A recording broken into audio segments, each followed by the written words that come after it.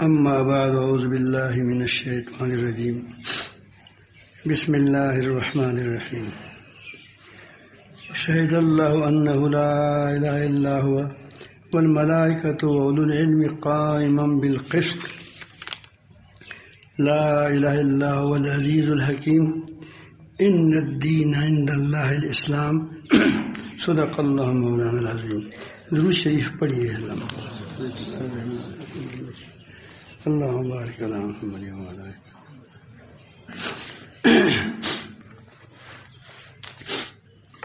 اللہ تعالی جل جلالہ نے انسان کو بہت بڑا اعزاز بخشا ہے، اور یہ انتہائی ناشکر ہے.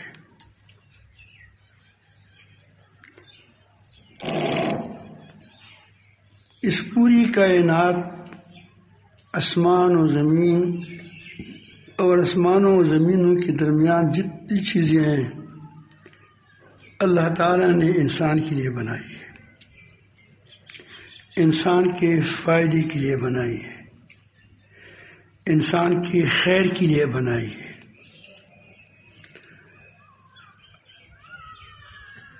اور ہر چیز کو اللہ تعالیٰ نے وہ وجود دیا ہے جو اس کام کے لیے ضروری تھا.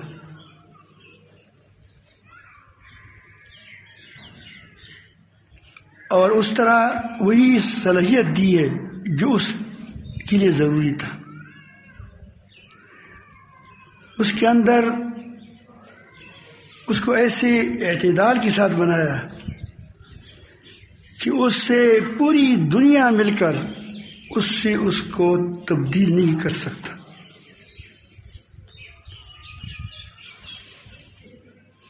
اس حقیقت کو اللہ تعالی جل جلالہ نے مختلف انداز میں اور کئی آیاتوں میں بیان فرمایا ہے.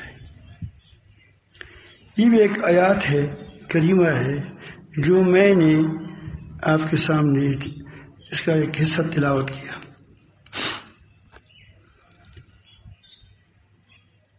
اللہ تعالیٰ فجل جلالہ فرماتے ہیں کہ اللہ تعالیٰ نے اور فرشتوں نے اور علم والوں نے یہ گواہی دی کہ اللہ تعالیٰ کے سوا کوئی بھی عبادت کے لائق نہیں. بندگی صرف ایک اللہ رب العالمین کی ہوگی. اللہ تعالیٰ کی گواہی اللہ تعالیٰ کا فعل ہے. اللہ تعالیٰ کا فعل. اللہ تعالیٰ ایسا نہیں کہتے میں گواہی دیتا ہوں. آپ وہ کہتے ہیں جو میں نے کائنات بنائی ہے اور تمہاری لیے بنائی ہے انسان، تم دیکھو اس میں ہر چیز اللہ تعالیٰ کی بندگی کرتی ہے. بنایا ایسا ہے. آسمان و زمین ضد ہے، آگ اور پانی ضد ہے. آسمانی چیزیں ستارے سیارے سورج چاند وغیرہ، اور یہ زمینی چیزیں، یہ درخت ہیں، یہ دریائے ہیں، سمندر ہے، اس میں مد و جزر ہوتا ہے، اس کے اپنے فوائد ہوتے ہیں. یہ دونوں تمام چیزیں مل کر ایک ہی انسان کی خدمت کرتا ہے. آسمان کی چیزیں بھی ایسے اعتدال سے بنائی گئی ہے کہ وہ انسان کے کام کرتی ہے، سارے کے سارے. اب آسمان کو کیا پڑی ہے کہ زمین کو روشنی دی، سورج کو. زمین سے سورج کو کیا فائدہ ہے؟ کہ قدیم کروڑوں لاکھوں کروڑوں سالوں سے یہ چل رہا ہے، یہ ہمیں روشنی دیتا ہے، آخر اس کو کیا پڑی ہے اس سورج کو؟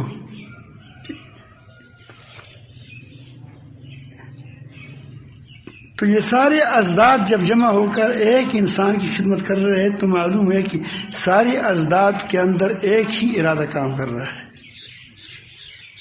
وہ ارادہ اللہ رب العالمین کا ارادہ ہے۔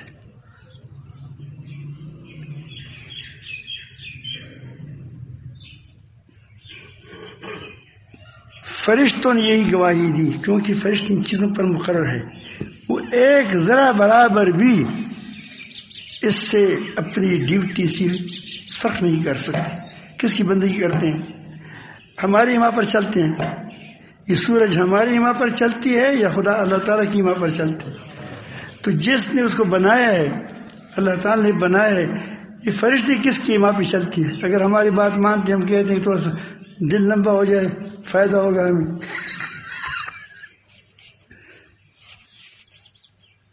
یہی سوال ابراہیم علیہ السلام نے نمرود سے کہا تھا کہ تم کہتے ہیں کہ میں سورج دیوتا کا کیا ہوں، سورج دیوتا ہے، خدا ہے، میں اس کا کیا ہوں، نمائندہ ہوں زمین میں، تو آپ نے کہو کہ یہاں اس طرح کر لے کیونکہ تو نمائندہ ہے اس کا۔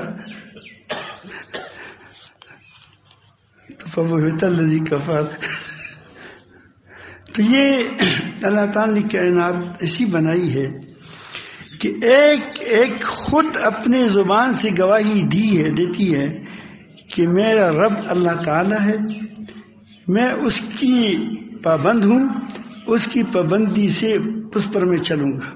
اب یہ تمہارے سامنے خزان آ گیا،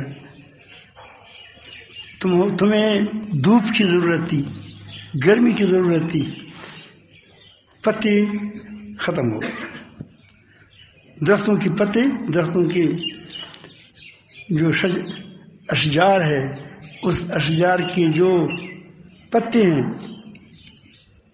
وہ گر گئے۔ تمہارے گھر کے اندر درخت ہے، اس کے اندر پتے ہوں گے تو تم کو گرمی کیسے ملے گی؟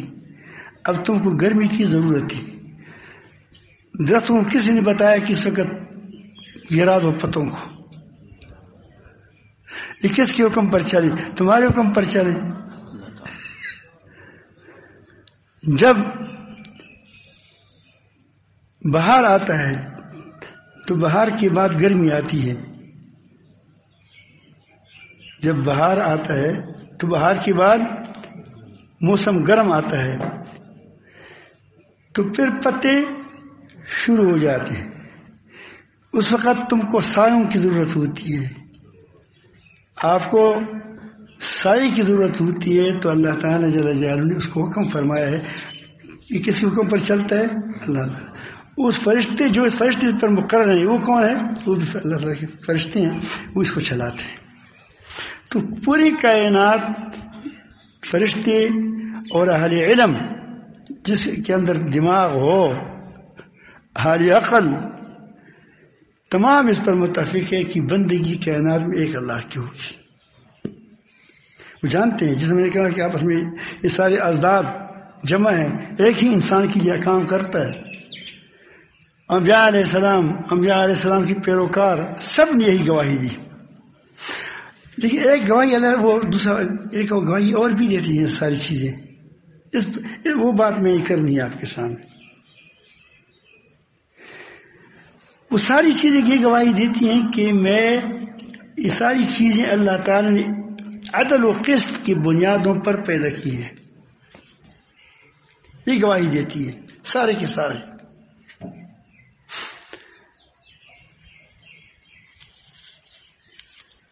تربوز کو اللہ تعالیٰ نے ایک وجود دیا ہے۔ آپ کہیں گے تربوز زمین پر پھیلتا ہے، اور چلغوزہ بہت اس کا لمبا درخت ہے، لمبا چوڑا، اس کے دانے چھوٹے چھوٹے ہیں، اور تربوز کا دانہ بڑا ہے۔ تو میں آپ سے ایک سوال کرتا ہوں، اگر تربوز کا دانہ کہ درخت بھی اتنا لمبا ہوتا ہے جتنا چلغوزی کا ہوتا، تو تم کسی بھی ایک تربوز سے فائدہ اٹھا سکتے تھے، جو پک جاتا وہ نیچے آتا درز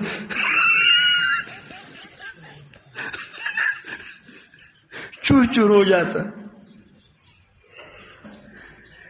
اللہ تعالیٰ فرماتے ہیں میں اس طرح کر سکتا ہوں، لیکن اس کے لیے پھر تم کو بڑی مصیبت اٹھانی پڑے گی۔ ناریل ہے، ناریل مجھے تو کفرا وایو ناریل۔ اب ناریل کا جو درخت ہے وہ اونچا ہوتا ہے، اس کا پل بھی اتنا ہوتا ہے، لیکن اس کو ہوا نہیں گرا سکتا، اس کو آپ اوپر جا کر اس کو وہاں سے کاٹو گے۔ آپ اب دیکھیں پوری کائنات میں دیکھیں کہ کون سی چیز ہے کہ جو اعتدال سے ہٹی ہوئی بنی ہے۔ گدھا چھوٹے بار کے لیے ہے، اس کے لیے اتنا وجود ہے۔ اونٹ بڑے بار کے لیے ہے، 10 من اٹھاتا ہے اونٹ۔ اب 10 من، اب اونٹنے کا بیٹھنے کا طریقہ کیا ہے اور گدھے کی بیٹھنے کا طریقہ کیا ہے؟ گدھا 2 پانی سے 4 اس طرح بیٹھتا ہے، اونٹ گھٹنوں پر بیٹھتا ہے۔ آپ اگر 10 من بار اونٹ پر کرتے ہیں اور اس کا اتنا بڑا وجود نہ ہوتا تو زمین پر کیا تو ہم سے بھی کشکا والا دھگا سے کشکا کشکا کشکا کشکا لے جا سکتا تھا۔ اگر وہ گدھے کی طرح بیٹھتا تو پھر کیا آپ اس پر بار بار سکتے تھے؟ اس پر آپ وہ جو سامان ہے لاد سکتے تھے؟ 10 من کیسے لادو گے؟ وہ خود اونٹ بھی 6-7 من کا ہے، انبار بھی 10 من کا ہو گیا، تو 18-20 من کا انبار جب آپ اٹھاؤ گے اونٹ کے ساتھ کہ چلو اونٹ کو اٹھانا ہے، پھر اس کو لے جانا ہے، تو تمام علاقے والوں کو بلائے گا کہ آ جاؤ آج ہماری باری ہے اونٹ کو اٹھانے کی۔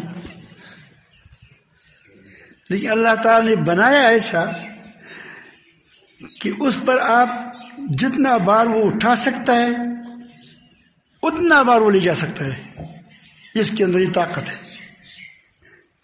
اور اس کو کوہان دیا کہ چونکہ چڑھائیوں پر چڑھے گا پھر اس پر زین ہوگا، وہ کوہان اس کو پکڑے گا۔ اس کو لمبا گردن دیا، گردن اوپر ہے، گردن کہاں ہے؟ اگر گدھے کی طرح یہاں ہوتا تو یہاں جب بھی گلو بند یہاں ہو جاتا تو کخ مر جاتا،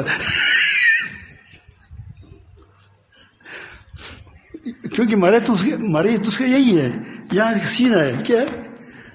سینے پر باندھا ہے۔ افلا ينظرون الى الابل كيف خلقت والى السماء كيف رفعت، تم نہیں دیکھتے؟ یہ واضح نشانیاں۔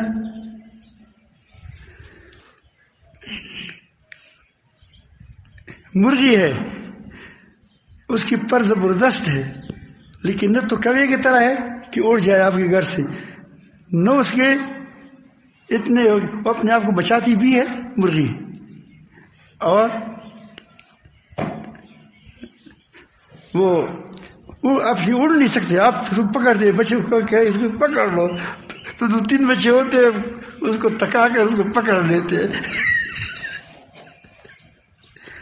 آپ اس نظام کو دیکھیں تو آپ کو حیرت نہیں ہوگی؟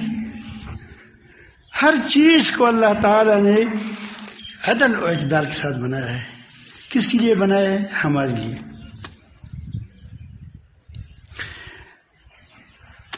ایک داریہ تھا، اس نے ایک زمیندار سے پوچھا، کاشتکار، کہ تو بتاؤ کہ تمہارا رب کہاں ہے، مجھے رب بتاؤ۔ بڑے گستاخ ہیں یہ لوگ۔ جب اس کا پیشاب بند ہوتا ہے پھر خدا کی طرف لوٹتے ہیں. اس کو دیکھتا نہیں ہے کہ ہمارے پیشاب کی نالی بھی ہے اور پخانے کی نالی بھی ہے. اور بھی غیرت ہے.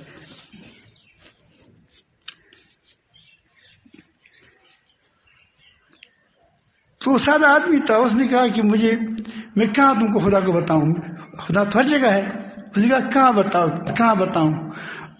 اس نے کہا کہ میری ناک میں بتاؤ. میرا ناک ہے، میری ناک، اس میں خدا بتاؤ کہاں ہے. اس نے پھر فور جواب دیا. اللہ تعالیٰ نے ہر کسی کے لیے نشانیاں کی ہے. فلسفی طور پر جواب دے گا. ایک سادہ آدمی اس سادگی سے جواب دے گا. اس نے کہا کہ میرے رب نے تمہاری ناک کو تو یہاں رکھا ہے. تم اور تمہارے جتنے سواتی ہے، جنات ہے، انسان ہے، تمہاری جو تم کہتے ہو کہ خدا مجھے دے دو، کیا مجھے بتاؤ کہاں ہے. آپ مجھے بتائیں کہ اس ناک کو تم یہاں سے تبدیل کرو، اس کے لیے ایک اور جگہ ڈھونڈو.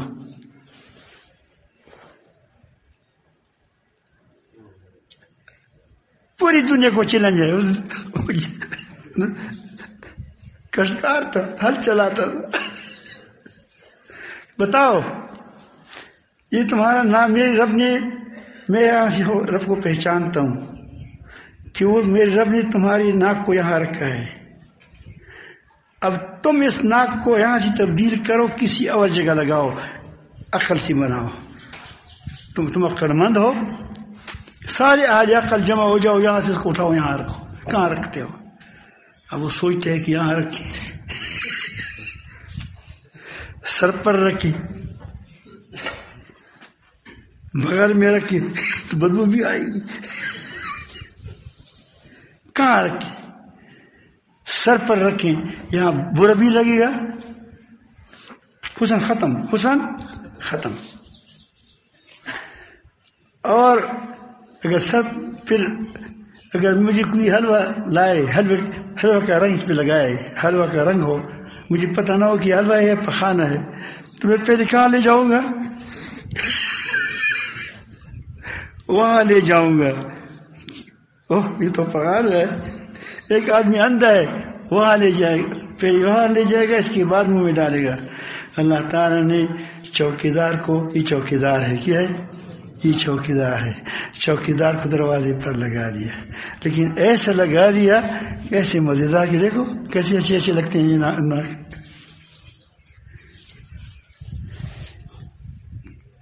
تو ہر چیز، فرشتے اور اللہ تعالیٰ کا فعل، اور ہر چیز بذات خود.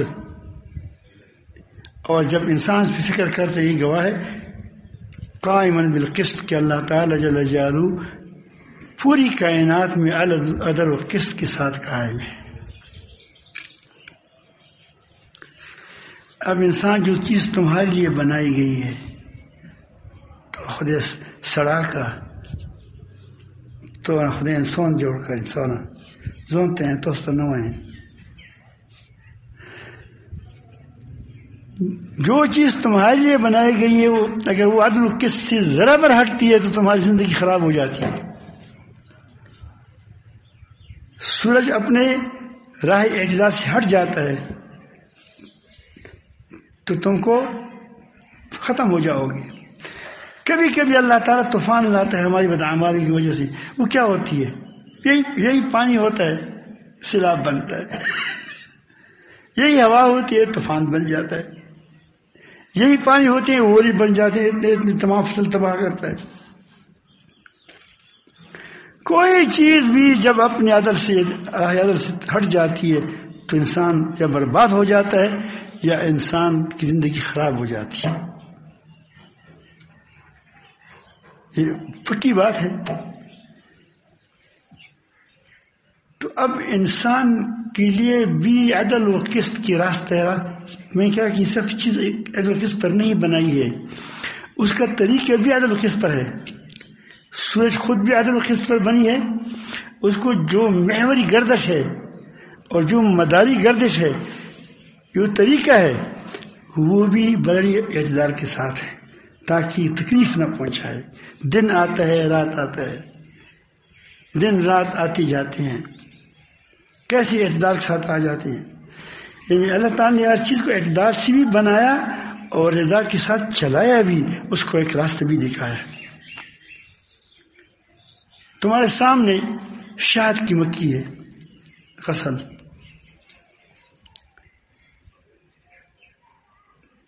دوی النحل، نحل ہے، شہد کی مکھی ہے. اب وہ جس طرح چتا تیار کرتا ہے، کیا تم اسے تیار کر سکتے ہو؟ ہم نے دوسری سیکھا ہے. اب جو ہم نے پنجرے بنائے ہیں کس سیکھا ہے؟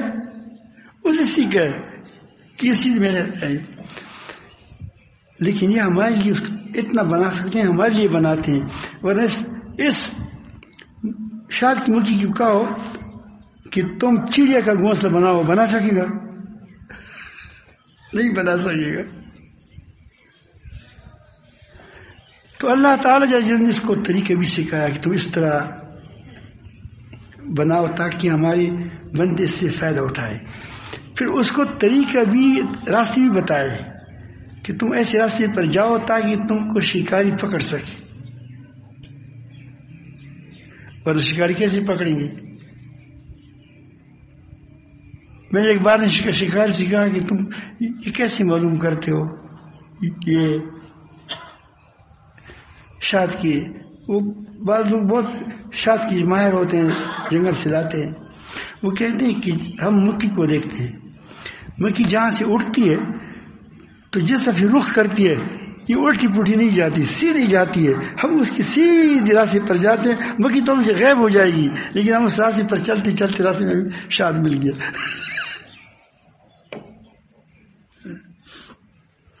میرے خیال میں آپ سمجھ گئے کہ جب ساری چیزیں، ہر چیز اللہ تعالیٰ نے بنائی ہمارے لیے ہے، عدل قسط پر بھی بنائی ہے، اور اس کے لیے ایک راستہ بھی بتایا ہے کہ جو عدل قسط والا ہے اس پر چل کر ہم اس سے فائدہ اٹھاتے ہیں.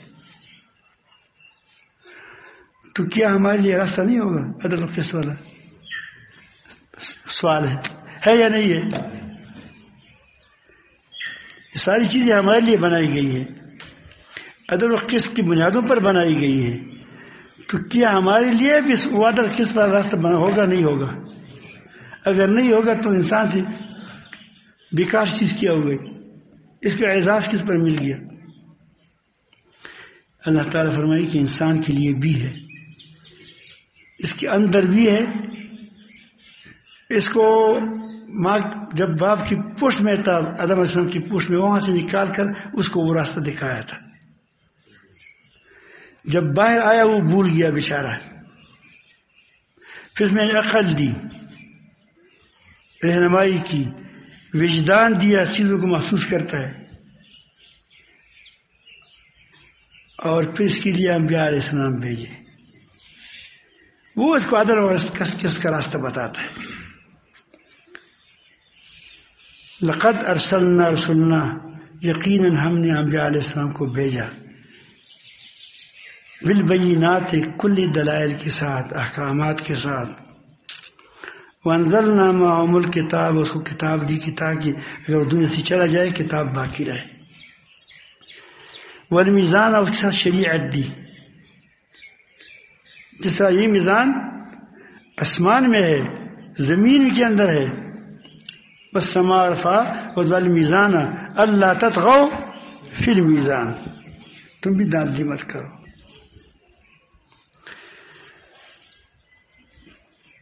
تو اللہ تعالیٰ جل جلالہ نے انبیاء علیہ السلام کو بھیجا. کیوں بھیجا؟ کائنات بینات کے ساتھ. کیوں کتابیں بھیجی؟ کیوں شریعت بھیجی؟ سب کا مقصد ایک ہی، لیقوم الناس بالقسط. یا کیا؟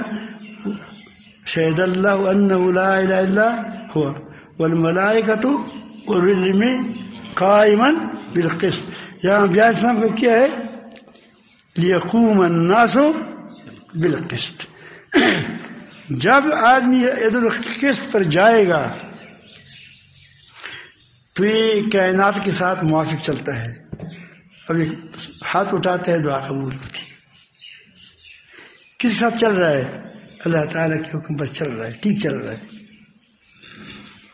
اس کی زندگی ایک نمونہ ہوتی ہے. یہ تصوف ہے.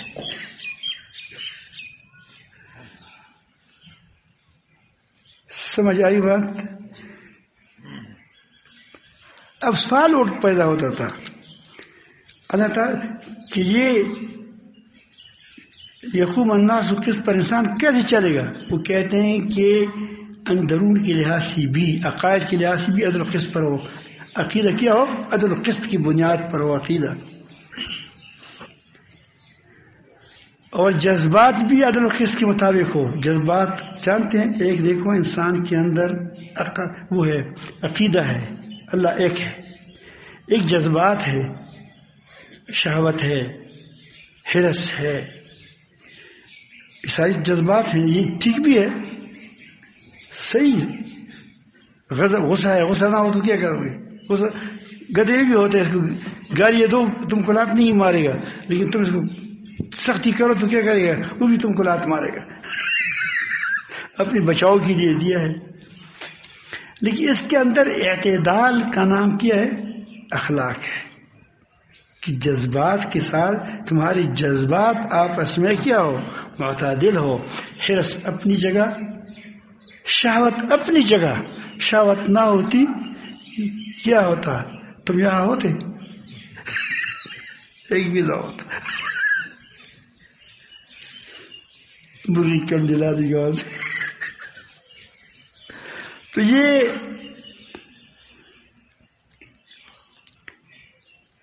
تو کیا فرماتے ہیں کہ یہ ساری چیزیں اللہ تعالیٰ نے بنائی تاکہ جذبات بھی، عقائد بھی عدل و قسط پر کی بنیاد پر ہو، جذبات بھی اعتدال پر آ جائے. یہ ابیات صاحب کا کام ہے.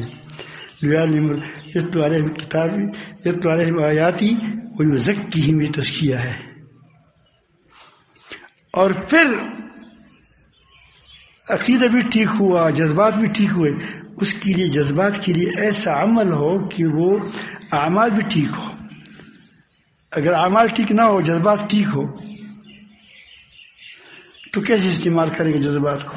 ایک بار میں ایک گاڑی میں جا رہا تھا، بس میں سوار تھا، اور ایک ساتھ میں سیٹ، چونکہ اس وقت میں سفر جو کرتا تھا میرے ساتھ گاڑی نہیں ہوتی تھی. اللہ تعالیٰ کی بندوبست کو جب بوڑھا ہو گیا تو گاڑی بھی میرا تو خیر بہرحال اپنی نہیں ہے، لیکن تیل بھی میرا نہیں ہے، گاڑی بھی میری نہیں ہے، لیکن ہوتی ہے گاڑی خواہ مخواہ. پہلے میں کسی پک اپ کے پیچھے کیا کھڑا ہو گیا، تو ایک گاڑی میں سوار ہو گیا. تو اس میں ایک آدمی سگریٹ کو خالی کر رہا تھا، سگریٹ کو خالی کر رہا تھا. تو میں بڑا پریشان تھا کہ یار ابھی اس کی بدبو ہوگی اور یہ تکلیف تو ہوگی. اب میں اسے خاموش بیٹھا ہوں. اس نے وہ بر بھی دیا اور اس کو تیر بھی لگا دی اور ایک دو شوٹ بھی لے لیا. آدمی مہربان تھا، چرچتار کے مہربان نہ ہوتے ہیں چرچتا. اس نے شاید سوچا کہ اس کو بڑی تکلیف ہے، اس کو شوق ہے لیکن مجھے کہہ نہیں سکتا. انہوں نے کہا کہ صوفی جی آپ بھی شوٹ لگائے.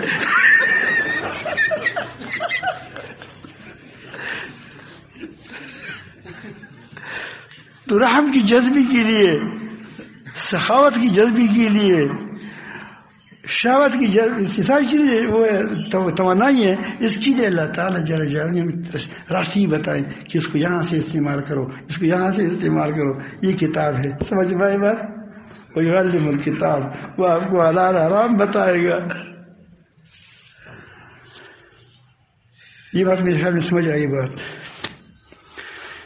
پھر سوال اٹھتا تھا کہ جو جنگیں ہوتی ہیں، یہ لوہا جو اتارا ہے یہ تو فساد مچاتا ہے. اللہ تعالیٰ فرماتے ہیں کہ فساد نہیں مچاتا.